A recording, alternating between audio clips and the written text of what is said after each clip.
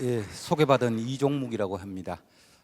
이렇게 함께 이 선비와 그리고 우리 현대인의 삶에 대해서 함께 이야기하게 된 것을 기쁘게 생각을 합니다. 우선 여기 제목을 보면 현대 사회와 선비의 정신이지만 그 부재의 공부라고 하는 말이 나옵니다. 아마 여기에 이 선비를 배우려고 하는 이 대학원생들이 많이 오셨는데, 이 공부라고 하는 것이 무엇인가, 그리고 참 어렵고 따분하고 지겨운 그런 일입니다.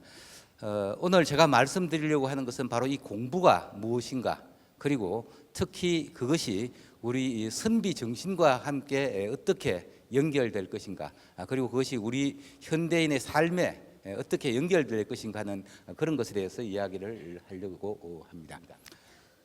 그러면 공부를 이제 구체적으로 어떻게 했는가 했을 때 사물을 관찰하는 것으로부터 공부를 시작한다고 했습니다. 오늘날과 같은 자연과학적인 방법으로 사물을 관찰을 합니다. 우리나라에도 일찍부터 이 자연과학에 해당되는 연구들이 있었고 또 저술도 있습니다.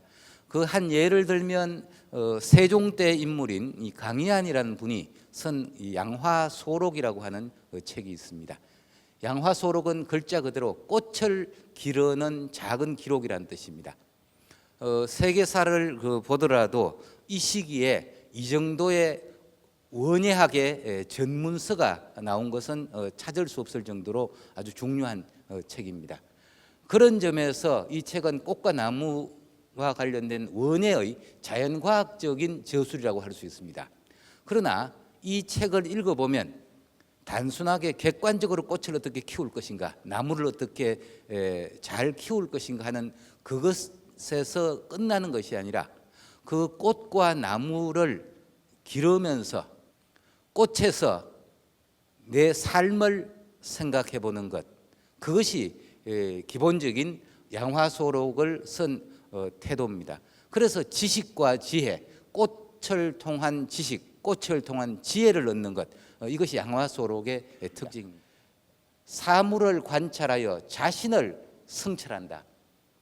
관찰을 통한 성찰, 그리고 이 지식이라고 하는 것이 이런 과정을 통해서 아주 궁극의 단계에 이르러야지만 뜻이 아주 성실해진다, 이렇게 이야기를 하고 있습니다. 이것이 바로 양화소록입니다. 그러면 실제 이 책에서 이와 같은 공부를 어떻게 하는가 하는 것을 몇 가지 사례를 통해서 설명을 하도록 하겠습니다.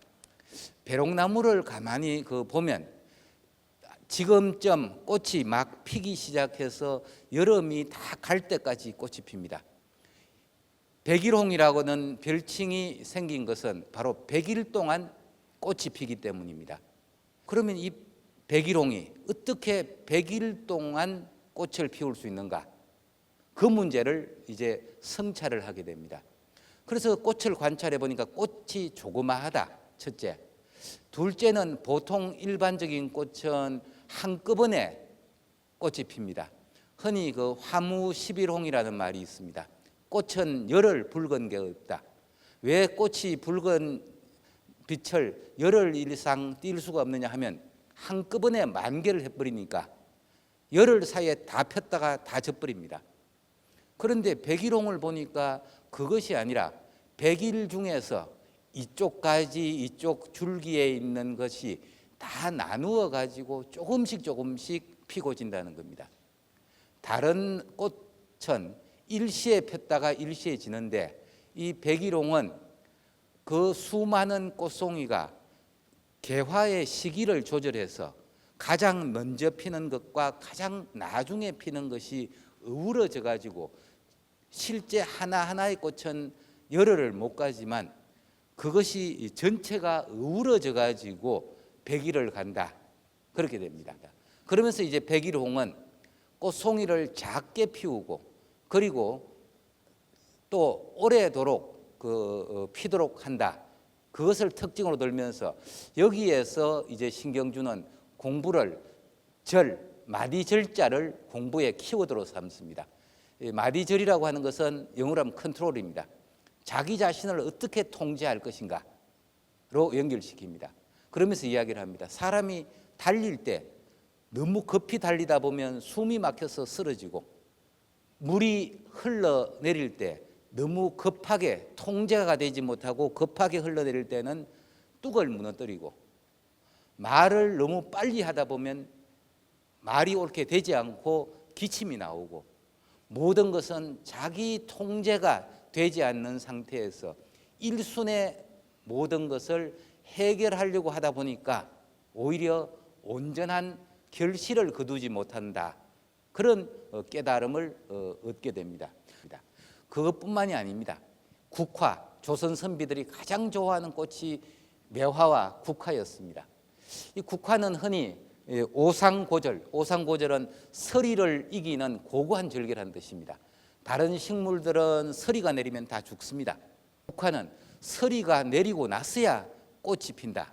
그러니까 바로 시련에 굴하지 않고 외부적인 여러 나쁜 환경에 물들지 않는 그런 고고한 정신의 꽃이다. 보통 이렇게 이야기를 해서 우리 옛날 시조라든가 그런 데에도 늘 오상고절은 너뿐인과 하노라, 이렇게 시조에도 나오는 겁니다. 그래서 이 신경준이라는 분은 국화를 보니까 봄에 되니까 다른 꽃들이 막 경쟁적으로 꽃을 피운다. 그것을 가지고 저 봄날의 꽃들은 질투하는 꽃이다. 그래서 화투라고 하는 말을 씁니다. 꽃의 질투. 꽃의 질투, 그것이 일반적인 꽃의 속성이라면 이 국화는 다른 꽃 다 폈다 질 때를 기다리고 나서 더 이상 다른 꽃이 피지 않을 때 그제서야 혼자 꽃을 피웠다. 그것은 바로 국화라고 하는 것이 남에게 양보하는 정신을 가진 꽃임을 확인하게 됩니다. 바로 유학에서 이야기하는 사양지심, 바로 인의 기본이죠. 인의 마음, 어떻게 하면 사람이 의질게 사는가 하는 그 문제로 이제 확충을 해서 생각을 하게 됩니다. 거기에 비해서 이 홍유손이라는 분은 이 학문과 문학에 뛰어났던 분입니다. 이분에게 어떤 젊은 친구가 와서 과거 시험 1차는 통과했는데 2차 시험 떨어졌다고 막 푸념을 합니다. 내 친구들 다 과거 시험 합격해가지고 지금 이제 공무원 돼가지고 잘 나가는데 내 혼자 시험 떨어져서 어떡하느냐, 이렇게 이야기했을 때 바로 홍유손이라는 분은 자네가 국화 좋아하니까 국화 보고 한번 공부해봐라. 그러면서 이야기를 하는 게 이겁니다. 국화 봐라. 국화는 봄날에 다른 나무들이 꽃을 피울 때 그저 잎만 내지 않더냐, 그리고 줄기만 계속 굵고 있다가 끝끝내 기다렸다가 제일 나중에 천천히 뜻을 이루지만 오히려 다른 꽃보다 훨씬 아름다운 결정을 만들어내지 않느냐, 이것이 바로 대기만성이다. 지금 자네가 조급하게 하려는 그런 마음을 버리고 이 국화의 대기만성을 배우라, 이렇게 이야기를 합니다. 진주 출신의 선비는 집에 봄날에 이제 화단에 상추 씨를 조금 뿌리고, 그리고 접시꽃 씨를 뿌리고, 그리고 국화 씨를 뿌렸습니다. 상추는 보름 정도 되고 한 달쯤 되니까 잎이 다 돋아서 먹을 수가 있게 되었습니다. 상추는 한 달이 되니까 자신이 할 수 있는 모든 일을 끝내고 죽어버립니다. 접시꽃, 이제 접시꽃은 6월 정도에 피죠. 6월 정도에 화려하게 피었다가 그 역시 한 달 정도 꽃이 피더니 죽어버렸습니다. 그런데 같이 꽃 씨를 뿌린 국화는 그때까지는 아무런 표시도 없다가 다른 꽃 다 지고 난 이제 설이 내린 후에 꽃을 피워서 이제 사람들의 눈을 아름답게 하니까 상추와 접시꽃과 국화의 차이가 과연 뭐냐, 그분 역시 대기만성의 문제를 생각을 해보았다는 거죠. 조선 선비들의 이제 꽃을 키우는 마음이 그러했습니다. 그런데 이런 것들이 다른 사물에 있어서도 비슷하게 존재를 했습니다. 요즘 이제 젊은 대학생들이 굉장히 고민이 많은 것 같습니다. 저희 집에도 지금 대학생이 둘이고 하나는 지금 군대가 있고 한데, 군대가 있는 저희 집에도 휴가 나오면 아버지 뭐 먹고 살지요? 그런 걱정을 합니다. 군대에 있는 놈이 물론 그런 걱정을 하느냐? 그런데 주위에서 자꾸 그런 걱정을 하니까 다 조바심이 일고 그럽니다. 그러면서 우리 같은 사람은 잉여인간이다, 다 남아도는 쓸모없는 인간이라는 그런 이야기를 자꾸 하게 됩니다. 그런 문제에 대해서 이 조선시대 사람들, 선비들도 역시 그런 문제를 생각을 했습니다. 유백규라는 분은 아까 이야기한 신경준이란 선비와 함께 이른바 호남의 3대 실학자, 천재의 한 사람으로 이야기되는 사람입니다. 이 유백규의 글에 보면 그의 친구 중에 한 명이 스스로를 잉여인간이라고 했습니다. 자신이 공부를 열심히 했는데 과거 시험에 급제를 못했으니까 공부를 해봤자 소용이 없다. 그러니까 잉여인간이다. 그리고 자식이라도 잘 낳아보려고 결혼을 했는데 애도 안 나왔습니다. 자식이 없었습니다. 나는 자식도 없으니 잉여인간이다. 도대체 내가 이 세상에 나와서 벼슬도 못하고 자식도 두지 못했으니 나는 도대체 무슨 존재인가 하고 한탄을 했던 겁니다. 거기에 대해서 유백규가 이렇게 이야기를 합니다. 사람들이 옷을 만들 때 큰 천을 가지고 만들지만 그 옷에 짜투리가 없으면 옷을 완성을 하지 못한다. 집을 지을 때 그 집에 작은 나무 쪼가리가 없으면 집이 완성이 되지 않는다. 곧 옷감, 작은 목재, 이른바 잉여가 있어야지만 완성을 할 수 있다. 그러니까 잉여라고 하는 것은 결국은 그 자체가 무용한 것이 아니라 작은 짜투리를 이용해서 새로운 것을 만들 수 있는 그런 능력이 없거나 그런 존재가 없기 때문에 바로 그런 것이다, 이렇게 이야기를 합니다. 18세기 큰 학자인 이용효 역시 이야기를 합니다. 이 세상에 잉여란 없다, 무용한 것은 없다. 유용한 것은 누구나 알 수 있어서 환하게 보고 바로 쓴다. 여러분들도 주위에서 내한테 유용한 것 금방 알아차릴 수 있습니다. 그런데 쓸데없는 것이라고 하는 것, 그것을 우리가 어떻게 이용해서 무엇인가를 만들 것인가, 그게 어렵습니다. 바로 그게 창조적인 지식이라는 거죠. 남들이 잉여라고 하는 것, 무용하다고 하는 것을 살피어서 유용하게 만드는 능력, 바로 그것이 필요하다고 이야기를 하고 있는 겁니다. 연암 박지원이 바로 중국 요동 벌판을 지나면서 그런 생각을 했습니다. 아주 충격적인 진술 중에 하나가 중국의 최고의 장관은 똥과 부서진 기와 조각에 있다, 이렇게 이야기를 합니다. 마른 동물의 똥은 훌륭한 연료가 될 수 있고, 또 중국에 가보면 기와 조각을 가지고 담벼락을 장식하는 그런 효과로 씁니다.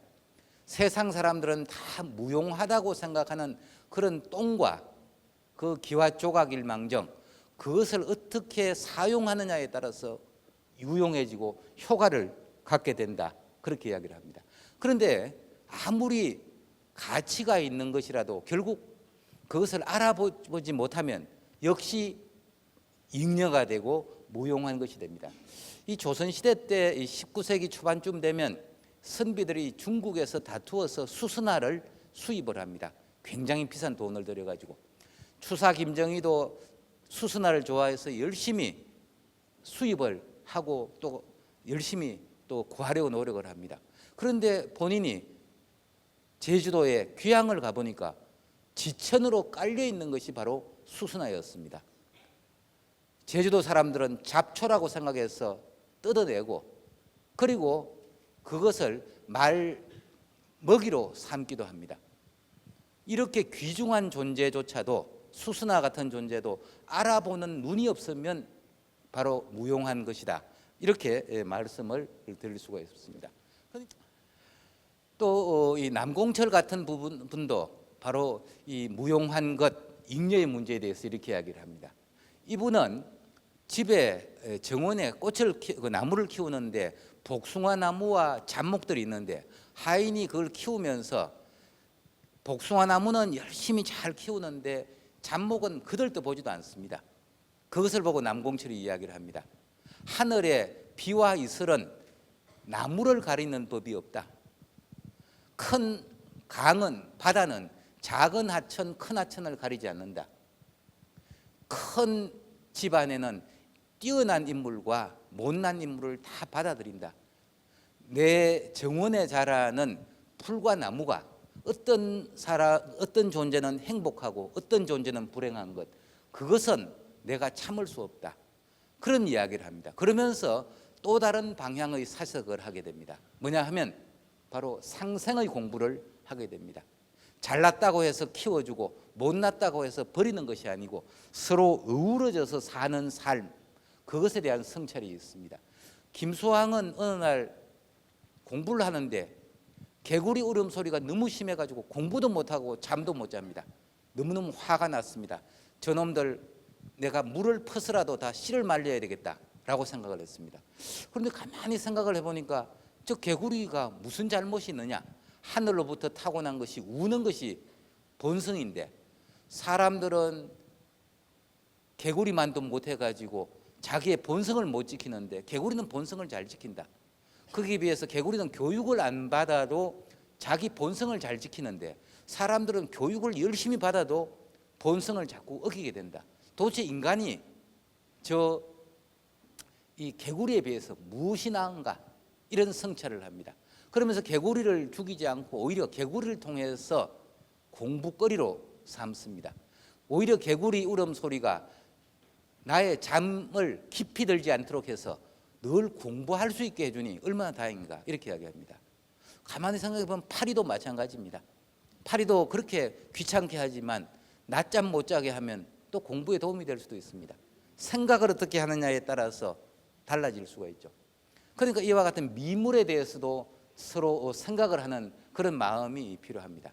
이 정조연간에 개혁 정치를 했던 최재공도 마찬가지입니다. 친구가 아주 병이 나서 고생하니까 특효약이라고 하면서 지렁이탕을 먹으라고 했습니다.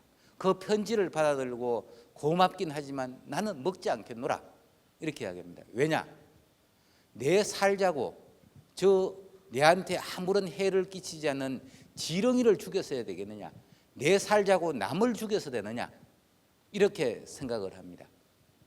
이런 생각을 하게 되는 것은 그 복잡한 정치 현실에서 가만히 자기 자신을 생각해 보니까 자기 이익이 되면 남을 죽이는 일을 너무나 쉽게 하고 나에게 작은 이익이라도 있으면 어떻게든 취하려고만 하지 남에 대해서 아무런 배려를 하지 않는 자기 자신을 돌아보게 되는 그런 공부를 하게 되는 겁니다. 그러니까 육식이라고 하는 것, 요즘 이른바 생태적인 삶이라고 하는 것이 그냥 나오는 것이 아니라 우리 일상의 이런 작은 먹거리라든가 그런 것을 통해서 그 우리의 입으로 들어가는 존재, 그 존재는 똑같이 우리와 같이 산 것을 좋아하고 죽는 것을 싫어하는 것, 그것은 모든 만물이 다 동등한 것이다. 그런 생각, 남을 통해서 자신을 돌아보는 것, 그런 생각을 통해서 약자를 배려하는 그런 마음을 배우게 되는 겁니다. 이상에서 제가 이야기한 것은 이 조선의 선비들이 꽃이나 나무, 돌, 그리고 일상생활에 부딪히는 작은 조개나 혹은 지렁이, 그런 문제를 가지고 성찰의 자료로 삼았습니다. 우리가 공부를 할 때 똑같이 그런 세상 만물을 통해서 성찰을 할 수도 있습니다만 그런 과정이 어렵기 때문에 책을 읽게 되는 겁니다. 처음에 모두에 말씀드리기를 선비라고 하는 것은 책을 읽는 것을 업무로 한다고 했습니다. 책을 왜 읽느냐? 백성의 삶을 윤택하게 한다는 그 뜻입니다. 그것을 하기 위해서는 책을 읽는 것, 그 책을 통해서 자신의 삶을 돌아보고 그것을 통해서 어떻게 우리 세상을 아름답게 할 것인가, 그런 공부를 했던 것이 이 조선 선비들이 생각했던 공부고, 그것이 우리 현대 사회에서도 대단히 유용한 그런 것이라고 할 수가 있습니다. 제 강의는 이것으로 마치도록 하겠습니다. 고맙습니다.